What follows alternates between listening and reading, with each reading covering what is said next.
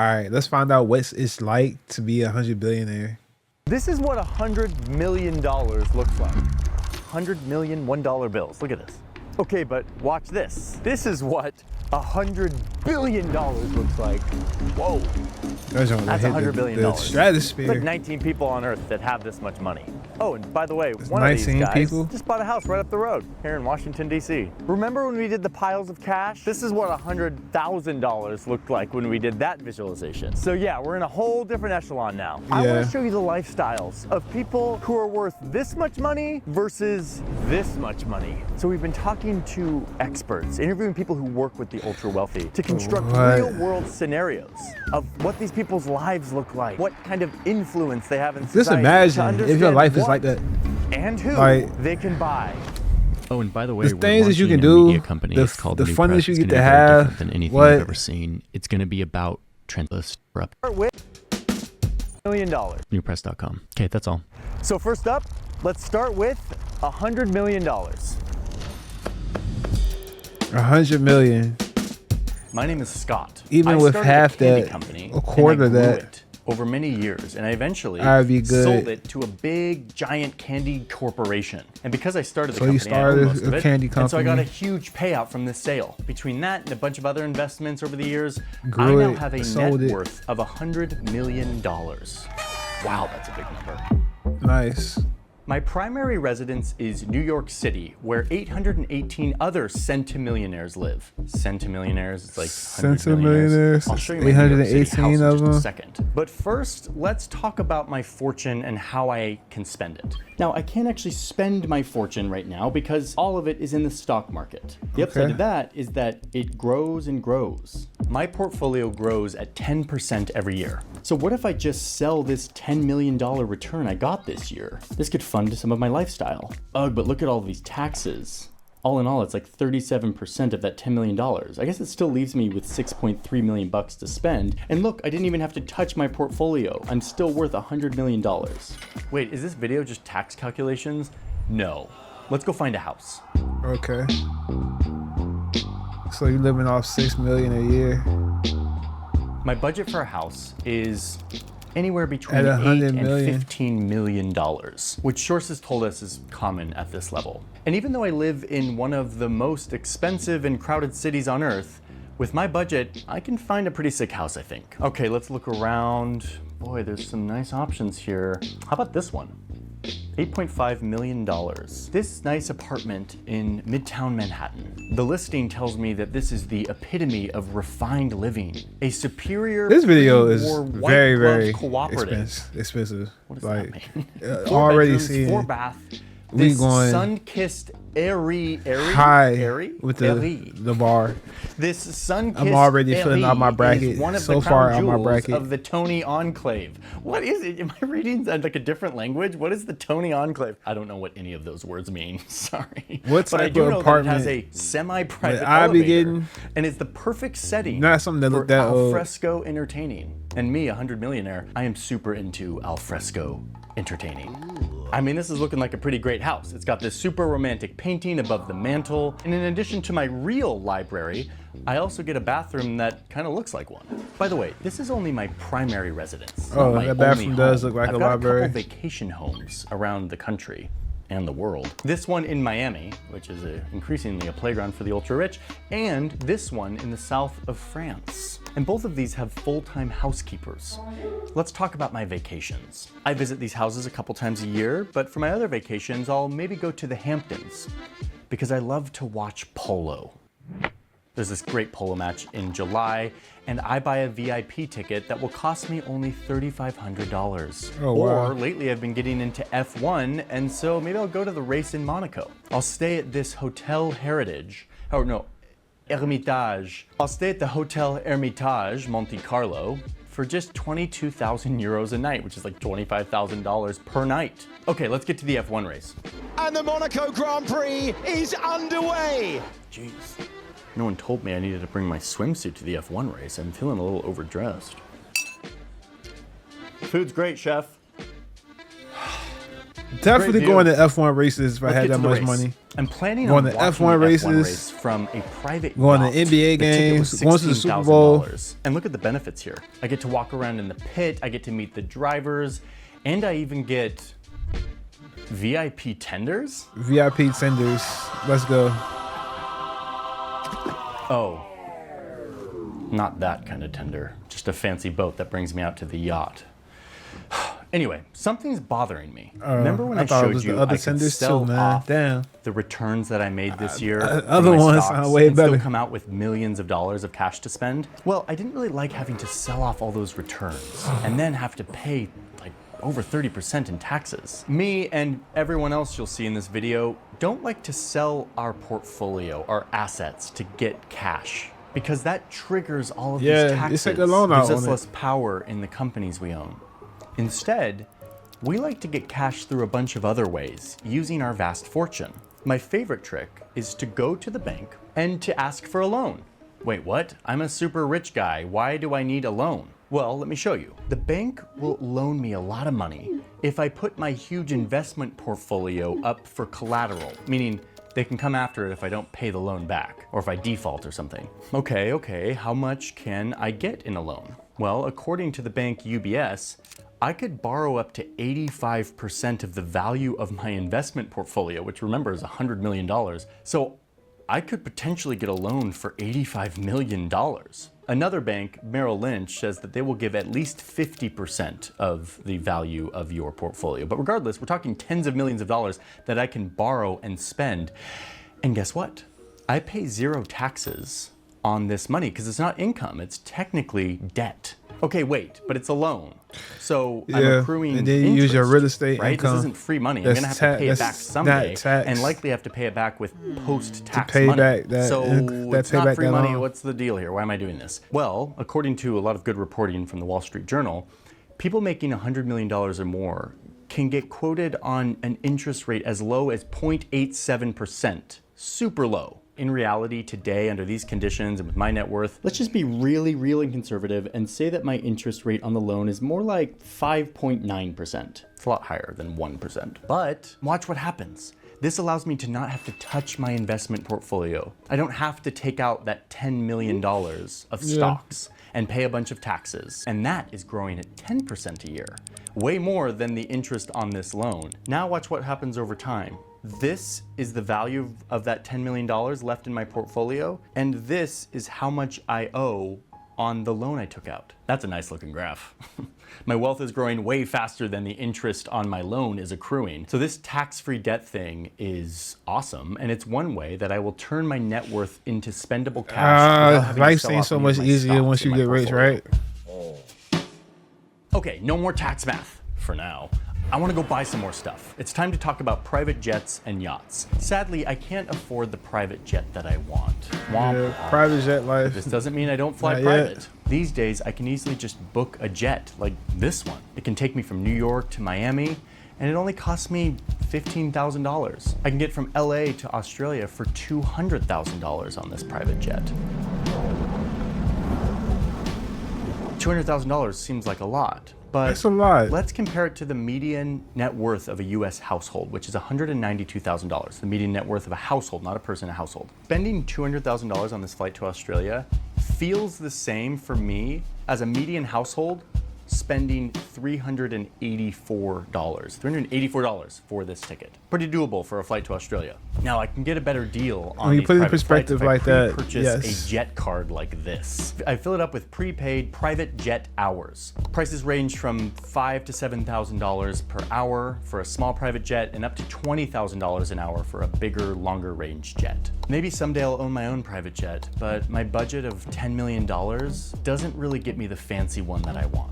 I'll opt to charter for now. What I can afford is a fairly large staff to run my life. I have 18 full-time staff members, and that's a real number of staff for people of this net worth from a Morgan Stanley report. I've got a personal driver, I've got a shopper, I've got a butler, a chef, a laundry person. I'm super into security, so I've got a head of security and a bunch of security guards. I have a personal handler who sets up all the logistics of stuff I want to do. Like I want to go yacht shopping this weekend. They're handling all of it. Oh, that's him now. I don't hey, Brad. even know. Yeah, for the what I'm yacht gonna do show to this make that weekend, happen. Can you make sure I'm I gonna get some figure VIP something tenders? out. No, the chicken ones. Oh, and I almost forgot, my most important staff members are the financial and legal experts who find the most clever ways to reduce how much taxes I have to pay. Which, my wealth manager, Jeff, keeps selling off all my stocks at a loss, and we're like losing money. Jeff, what are you doing back there? Don't worry, Scott. This is called a wash sale and I know what I'm doing. You get back to yacht shopping. Loss harvesting, wash sale. I don't understand it all. Jeff does though. Anyway, back to yacht shopping. Wow, look at these yachts. I'm actually sad to discover that I'm on the lower end of ultra wealth. So my yacht is actually not that fancy. It's not a super yacht, that's for sure. It looks more like this. It costs a little over $1 million. I might splurge and get this guy. Costs more like $6 million, but this is still pretty entry level. Because at this point, yes, I've got loads of money. I can buy and travel and live how I want. But what separates me from the big dogs who we're about to see is yachts and private jets, but also influence in society. I do some donating. I donate a bunch of money to politics. I gave $900,000 to a PAC that supports the candidates that I hope will win. I also belong to the invite-only Aman Club, which I had to pay a $200,000 initiation fee for. My membership fee is $15,000 a year, and I get to rub shoulders with people way richer than me, like Bill Gates, and even the Kardashians show up every once in a while. But this isn't real influence. I'm kind of paying for access. It's nothing like we're gonna see once we cross the $1 billion mark. Hey, since we're talking about money, can we take a minute to make sure that our company can keep growing, which allows web and all servers say money. I think you know rich. And get to one. All right, now let's 10x this and get to $1 billion. Forbes says that there's about 3,000 people on Earth with this kind of money. Hi, my name is Javier. Sheesh. I was a moderately wealthy guy for a while, but I randomly wrote a $200,000 check to a couple of young guys in Silicon Valley who had a startup idea. They gave me 4% equity in their company, and then their company blew up and is now worth $80 billion. After some dilution, my $200,000 check is now worth $1 billion. That's my net worth. So how do I get liquid cash to spend from my vast fortune? Well, I don't want to sell any of my stake in the tech company I invested in because I have voting rights. I can control how it is. In fact, like Scott, I don't want to sell any of my portfolio for cash. Instead, I will generate money other ways. I'll go back to the old debt trick that we saw with Scott. Even if I get a loan that's 2% of my vast portfolio, I'm looking at $20 million of tax-free cash, all without having to all of this touch my just sound like the portfolio, dream. which continues to grow. I'm in the listening market to it at and 10% soaking this a year. in, That like, $20 million yeah, I see that myself I didn't doing have this. to take out of my portfolio I'm delusional. is just in the market. I'm dreaming, it's growing but nice and fast. And look, after 5 years, my portfolio has grown way more than the interest on this loan. I can gotta start easily cranking pay out back these the loan reaction right now and videos. still have Start cranking extra out to YouTube spare. videos like every night. Okay, every so day. let's talk houses. We Where do I live? grinding. Of course, And New York so City we is figure out more something. billionaires than anywhere else in the world. Even I if live I up on came the up like Upper East AMP and Side. them, Look at this I'd be beautiful hyped. home. 6 bedrooms, 17,000 square feet Manhattan apartment. It cost me $57.5 million. $57.5 million. See, it's people out here living and moving like this. Houses that they If the combine people doing it, it's possible. just cuz. It's got a pool with my favorite inspirational quotes on the wall, a basketball court on the roof. But this is not my only home. It is one of 7 that I own, including my home in Aspen, in Lake Garda, Dubai, St. Bart's, and of course, downtown Paris. And look, I finally own a private jet. Yes. No more chartering or prepaid. At $1 billion, flight cards. I've got my own definitely private own a jet, private and it jet. is Definitely sick. have Look at this multiple thing. homes. Cost me $75 million, and I have to pay $3 million a year just to maintain it. Like, I have to pay $135,000 just to store it in a hangar. I pay $600,000 a year on fuel and $45,000 just on, like, Yeah, private basic jets are maintenance. expensive. Oh, and I have a full-time I pilot know that and crew. just because I've seen a I lot spend of over $700,000 videos about it, just to done a keep lot, them done my own retained research, as my full-time flight independent attendant. research. Because And you know, one I day, finally can buy a respectable yacht.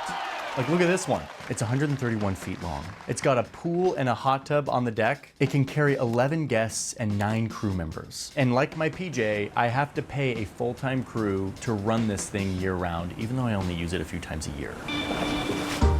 But see, My you can vacations rent it were out pretty while you're similar to not using Scott's. it. A lot of expensive So it's still VIP making money, access, making revenue. but just a little more elevated. Like I paid $3 million to watch the Super Bowl in this suite with Taylor Swift and a bunch of other rich people. The difference between me and Scott is I get invited to stuff that I don't even have to pay for because we're kind of all a little bit post money at this point. Like the Monaco Yacht Show, they have an exclusive opening day. Scott was paying $2,200 for a ticket, but I'm one of the 200 people that they just invited to the VIP experience. And in fact, where Scott's vacations were about lavish, opulent hotels and experiences, I have kind of a different vibe. I care mostly about privacy and security. Not being in fact, seen. the places I stay look a lot more like this from the street. Unassuming, not drawing any attention. But behind these walls, I've got everything I need for my vacation. My security team flew in a few days earlier to secure the property, and then I arrive with my butler, my chef, even my personal doctor is on site. I've got a dog walker who I pay to just hang out with my dog, and of course my luxury travel coordinator who just zipped into town to connect with the brand she's been communicating with. They're planning to come to my villa to set up my own personal store in one of the mini bedrooms so that I can browse the latest fashion without leaving my villa. By the way, that's a real example from our reporting. A family who did this during one of their vacations and ended up spending $1.5 million on their little in-home designer store during their vacation. In fact, I want to super clarify that all of these examples are based on real reporting, real examples from our interviews with people who work with the ultra rich. Many of them don't want to appear and be quoted in this video, but we're grateful that they let us in on some of these lifestyle details of how people live and travel at this wealth level. Anyway, I'm Javier, and at this point, it's hard to know what to spend my money on that Scott can't. Like, we can both buy a $91,000 shirt, which sales tax alone on this puppy is like $8 grand, $9 million painting.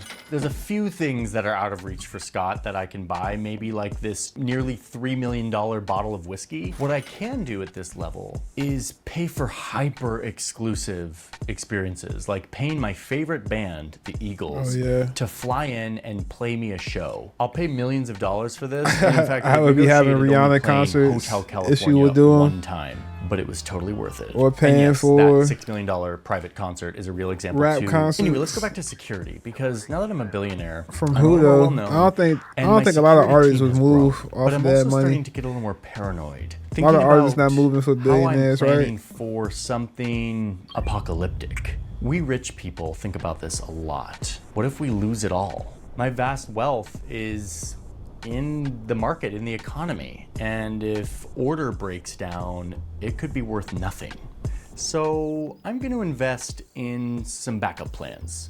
A bunch of land in upstate New York. And in fact, I'm even working on a bunker. I love bunkers. This thing's got food storage, a decontamination shower, a high-tech air filtration system, 4 bedrooms, a hair salon, a shooting range. Listen, I'm not a prepper, but you know, just in case, and I've got the money to do it, why wouldn't I? The shooting range in the bunkers. I'm worth $1 billion. So at this point, I kind of have an army of tax professionals optimizing my wealth so I can pay as few taxes as possible. And Congress just passed some legislation that's really helping me out on this. At this level, I start to get weird and creative with my money. Maybe I'll buy a hotel chain, or maybe I'll invest in bubbles. No, not those kind of bubbles. Bubbles is the name of my thoroughbred horse that I bought for $3 million. I paid millions of dollars, and then I had to, of course, build a home and a bunch of stables for Bubbles, and I had to I feel like that's probably like the art world, feed and care and medical attention.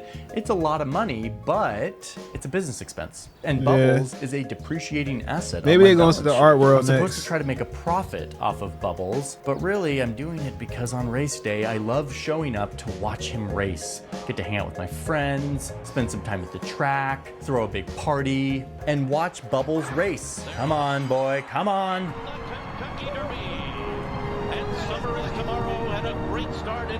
Bubbles. Oh, he lost again. And yes, I'm losing a lot of money on Bubbles, but but honestly, I'm not that stressed because this is more of a hobby, and all of these losses I can write off to lower my tax bill. I'm actually doing this same kind of hobby thing on a much bigger scale. I bought an NBA team. I'm able to write these players off as depreciating assets, even though the team is growing and making money. All of this helps. You can write off an tax rate NBA be player as lower a than the depreciating players who asset. play for me, and even lower than the guy serving beer in the stands. ProPublica did a great analysis on that, by the way. But yeah, anyway, all of this is legal. Wow. Like, I'm not breaking any rules. And honestly, it's really fun. And look, I have the best seats in the house. Oh, and by the way, I still pay a lot of taxes. My businesses pay corporate taxes and income taxes and payroll taxes and property taxes and sales taxes. I contribute massively in dollar terms, and my businesses generate huge amounts of tax revenue and jobs, and I took a risk in building my wealth. And when I sell or die, the government takes another giant cut. I'm paying plenty. And in fact, I'm paying so much that I'm gonna use some of my influence to try to change that. I've got my eye on a Senate candidate. I've contributed $20 million to his campaign to get him reelected, and he won. Yes! It's a few months later, and Congress is working on a bill. It could have big ramifications for my business and therefore my net worth. And so I'm gonna call in my favor to the senator who I donated so much money to help reelect. I need him to insert 8 words into this massive bill to allow my business to qualify for a huge deduction. He does it. Last second, and I just saved hundreds of millions of dollars in taxes. 20 million bucks to get this guy elected in exchange for hundreds of millions of dollars in savings? That sounds like a good investment. Thanks, Congress. My financial advisors have been telling me that it's time for me to not just be a rich person, but to become a philanthropist, to give away my money and to save some taxes in the process. How about, let's see, what can I give away? Well, I've got this really nice art collection. An appraiser said that it was worth $130 million. I'm gonna donate this. I'm not gonna donate it to like a public gallery. I'm gonna donate it to my own family's private nonprofit foundation. And as long as I make this art accessible to the public, I can write off the $130 million from my taxes over several years. Okay, so I have to make all this art accessible to get the tax write-off. What counts as accessible? Luckily, the IRS isn't super specific, so I've decided to open up the art room to the public, but just in kind of random 2-hour slots that you need a lottery to get an access to. There'll be only guided tours on random Wednesdays, no regular hours, no self-guided tours. That's accessible, right? I'm taking the tax write-off. That work, guys? Nice approach. And yes, that is a real example of philanthropy really being vanity projects with no public benefit. Thanks again to ProPublica for their great reporting on it. Okay, moving on. Now, there are billionaires who give to real causes that benefit real people, who give away a large amount of their fortune to actually change the world for the better. But it's also very common It's everything for billionaires to use foundations It's everything for and show as tax shelters and for vanity money projects. and for the And bottom IRS dollar? doesn't really come down on these people very Is often. that what we living in? I just got an email saying I'm going to Switzerland. Because I donated to the presidential campaign, the president is assigning me to be the ambassador to Switzerland. And I know the president said that he wouldn't be appointing his donors to these types of roles, but here I am. Seems like a lot of us donors are getting appointed. This is great. Let's get the jet ready to go to Switzerland. So you can see that my fortune at this point buys me anything I want, but it's actually starting to be more and more about buying influence in society and politics. But this is just the beginning. Let's see what happens when we 100x this. Okay, things are about to get kind of nuts because we're about to 100x this pile. To go from 1 billion to $100 billion. There's less than 20 people who have this much net worth or more. They're almost all Americans who started technology companies. Elon Musk, the world's richest man, has anywhere from 4 to 5 times this much, depending on the day. And at this point, there's no way I can convince you how much money this is. Like, you would have to combine the incomes of over 7.5 million Americans toiling away, earning the median salary of $63,000 a year. 7.5 million people earning the amount of money controlled by one guy. Hi, my name is Bradley. I founded a technology company decades ago, and it is now one of the most valuable companies on earth. I still run it actively, and most of my $100 billion fortune is in the form of a huge amount of stock in this company. How do I even think about where to live? I could go the direction of Indian billionaire Mukesh Ambani and build my own personal 27-story skyscraper, complete with a hanging garden and a 6-floor garage where I can store 168 cars. Or I could collect a portfolio of trophy homes all over the world. I'll buy this one in Florida for $173 million. It's got 33 bedrooms and 39 bathrooms. That is a lot of toilets. I'll buy a spot in London, but I'll make sure to buy all the properties around it, so I've got a lot of privacy. That one cost me $202 million. I'll grab a bunch of property along this coastline in Malibu. I'll buy this private golf course next to my 19,000 square foot mansion, even though I don't really play golf. And I'll even pay $86 million for a Zen temple in Japan, because I'm super into Japan. Let's add to the list buying this entire island of Lanai, Hawaii. All in all, my big portfolio of houses around the world adds up to about $2 billion worth of homes. But if I'm like Larry Ellison, whose homes all of those I just mentioned are, this isn't even 1% of my net worth. But I don't want to just buy homes. Shit. Maybe I want to buy a social media company.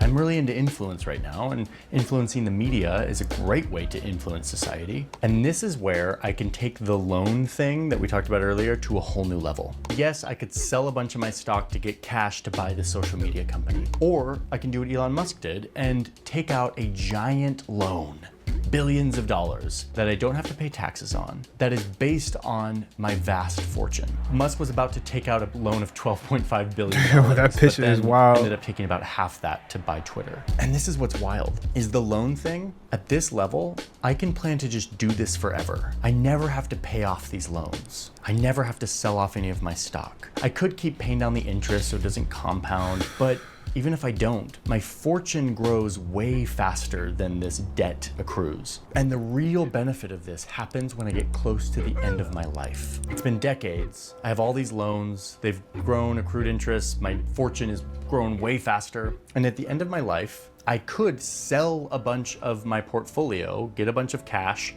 and pay off all my loans before I die, so I don't leave my children saddled with all my loans. But I don't want to do that, because I would have to pay a huge amount of taxes if I did. And if you haven't noticed, I don't like taxes. My goal now, as I get close to the end of my life, is to set my family up to inherit my vast fortune in the most advantageous way possible. So I maxed out the gifting exemption. There's like $14 million I can do there, but that's like a drop in the bucket. I'll set up some trusts that technically remove control of my wealth and pays out a certain amount to the named beneficiaries, like my children and grandchildren, over a period of time, potentially forever. But watch this.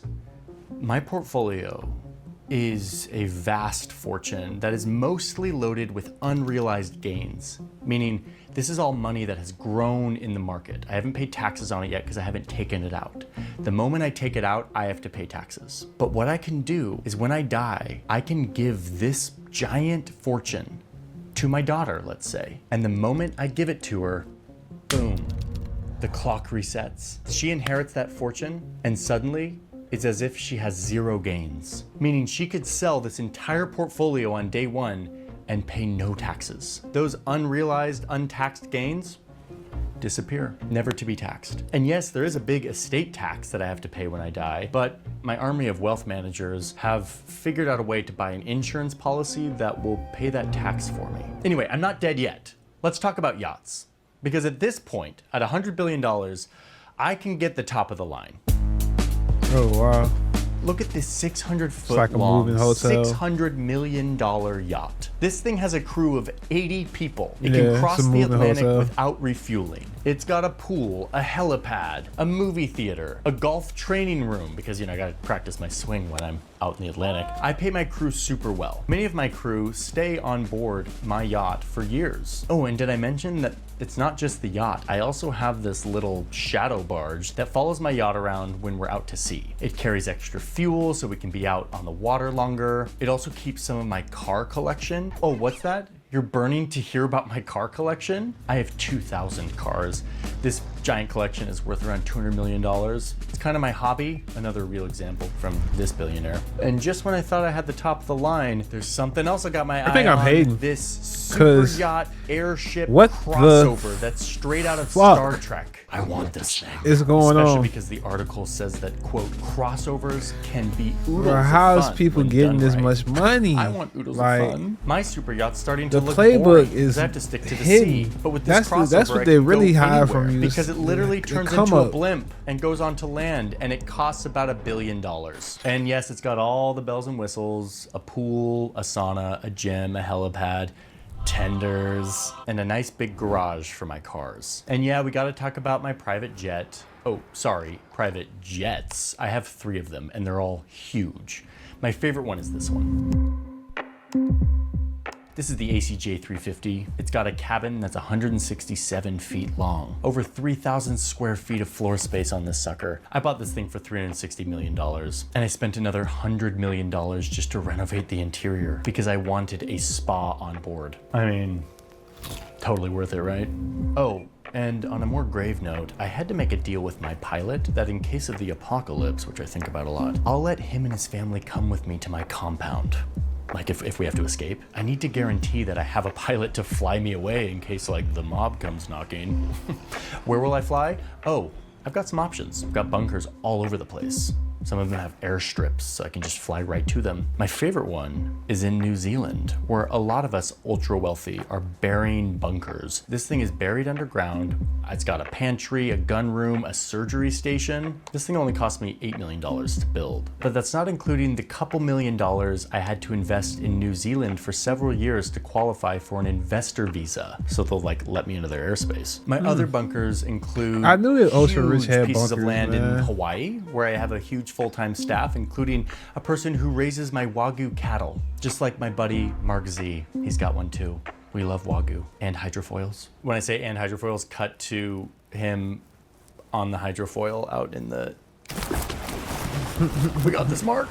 Okay, but I'm not all doom and gloom apocalyptic. It's just a backup plan. I have hobbies too, but my hobbies have turned into kind of reality bending projects. Like, I want to go to space. I feel super connected to love. I want to create my own libertarian nation in the South Pacific. I've got the money to do it. I have like more money than a lot of nations. Or I could throw my money at wild, innovative ideas, like making human brains talk to computers or finding ways for humans to live forever. My security team is now huge, dozens and dozens of professionals, many of them former Navy SEALs. And it's hitting me that at this level, I have so much money, I can actually make a huge impact in the world. I have the ability to give away over $19 billion of my wealth, no strings attached, to help change the lives of underrepresented people like Jeff Bezos' ex-wife did. I could put billions of dollars into eradicating infectious diseases and focusing on improving maternal and child health funding like Bill and Melinda Gates have done. It's a lot of power that I have to affect what public health initiatives get done. Or I could pour my philanthropic money into foundations that get me tax benefits and serve my own ventures and are completely controlled by me and my family. I could do either. And my level of influence is not just in the philanthropic causes I can fund. I also rub shoulders with the most influential decision makers in the world. Did I mention that as a part of my real estate portfolio, I've got this huge swath of beach in Florida where I've created an enclave for the rich. It's right next to the president's Florida residence, and it's where I make sure that I rub shoulders with the right people. This election cycle, I'm going to spend almost $300 million on getting my favorite candidate elected to be president. That seems like a lot. Is that legal? Actually, yes. Look, I have a front row seat to the inauguration, and the president is giving me the job I've always wanted, which is taking a chainsaw to the federal government. This is the chainsaw for bureaucracy. Chainsaw! Whew, wow, well that was quite the journey. If there's one thing I've learned on my journey from 100 million to $100 billion, it's that wealth begets more wealth. That's why I did all those like tax calculations and debt to show you that when you have wealth and ownership of assets in a capitalistic system, you become impervious. You can build a fortress of wealth that just keeps growing. And then once you have that fortress, it allows you to influence government and policy and media that then serves your interests to get more wealth, all while opportunities, wages, and resources stagnate for the majority. This isn't a broken system. This is a system working exactly how it was designed by policy choices and decisions. And it might strike you as unfair. I think it is, but I also think it's really dangerous. It's exactly the type of concentration that creates a politics of grievance and anger and resentment and hopelessness, all so that a few people can have access to their fancy boats and exclusive parties. Yeah, that is very true. Definitely leaving people exploited just so that one person can have access to so much. It's actually crazy. Looking at these juxtapositions, looking at these differences. You got these mansions up top and then people down low living on the streets. Yeah, there's absolutely no need for that when you think about it. It's greed. It's the world that we live in, though, society that we live in. What can be done about it? Y'all let me know, comment down below. It is your homie, CT, aka your man's Badon. Until our next reaction video, like, comment, subscribe.